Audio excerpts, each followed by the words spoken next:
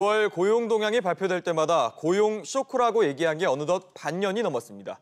우리 고용 상황이 좀처럼 해결의 실마리를 잡지 못하고 있다는 거죠.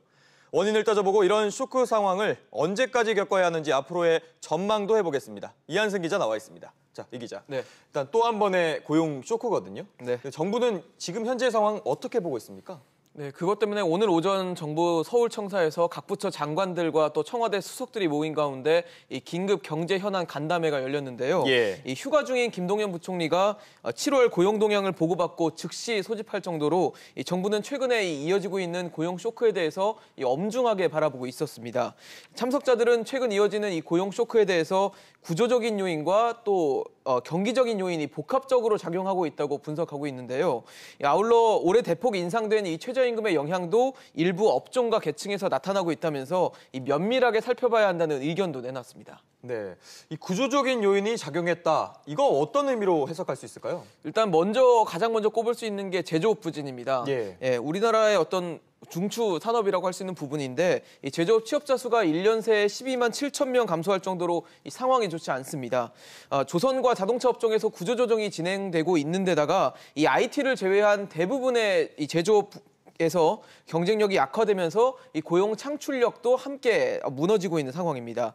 생산 가능 인구가 줄어드는 것도 구조적인 원인 중 하나로 꼽힙니다. 15세부터 64세까지 즉 이 활발한 경제 활동 연령대 인구가 1년 전과 비교해봐도 매달 7만 명에서 8만 명 정도의 감소세를 보이고 있고 또 15세부터 64세까지의 취업자 수도 계속 줄어드는 추세에 있습니다. 네, 이 기자 최근 자영업자들이 좀 무너지고 있다 이런 얘기는 사실 심심치 않게 나오고 있는 대목이잖아요. 이런 부분도 고용 상황에 영향을 준 거라고 볼 수 있죠. 네, 아무래도 최근 고용 동향만 살펴봐도 그 부분을 알 수 있는데요. 그래픽을 좀 보시면요, 이 고용원이 없는 자영업자와 무급가족 종사자들이 지난 6월 달만 빼고 매달 감소를 했거든요. 이에 대해서는 자영업자 폐업이 늘어난 영향이라고 통계청 측은 설명을 했습니다. 실제로 폐업한 자영업자 수를 보면요, 지난 2015년 79만 명에서 올해는 100만 명을 넘을 것이라는 전망까지 나오고 있어서 이 자영업자가 위기에 처해 있다 이렇게 해석할 수 있을 것 같습니다. 네, 그렇다면은 지금 현재 고용 상황 언제쯤 좋아질까요? 일단 올해는 좀 힘들 것이라는 게 중론입니다. 제조업 현장에서는 아직도 대량 실직 사태가 이어지고 있기 때문인데요.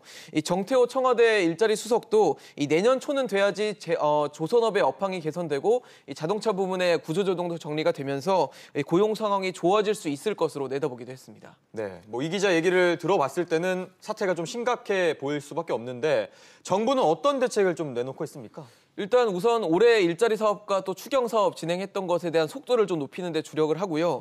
또 내년도 재정 기조 자체를 확장적으로 운영한다는 계획을 갖고 있습니다. 이와 함께 규제 혁신과 미래 성장 동력 투자 등을 통해서 이 민간 부분의 일자리 창출력을 높이는 데도 힘을 쏟기로 했습니다. 하지만 계속되는 이런 고용 쇼크가 이어지면서 정부의 일자리 대책에 대한 어떤 국민들의 신뢰도는 많이 떨어진 상태거든요. 이른바 일자리 추경 편성에서 고용을 늘리는 데 집중했지만 별 효과가 없었다는 게 중론이고요. 경제 정책 방향을 좀 획기적으로 바꿀 수 있는 대전환이 일어나지 않는 한 결국 어떤 대책이 나와도 언발의 오줌 누기가 될 수 있다는 우려의 시선이 계속 가득 차 있는 상황입니다. 네, 그렇군요. 이 기자 이야기 잘 들었습니다. 네.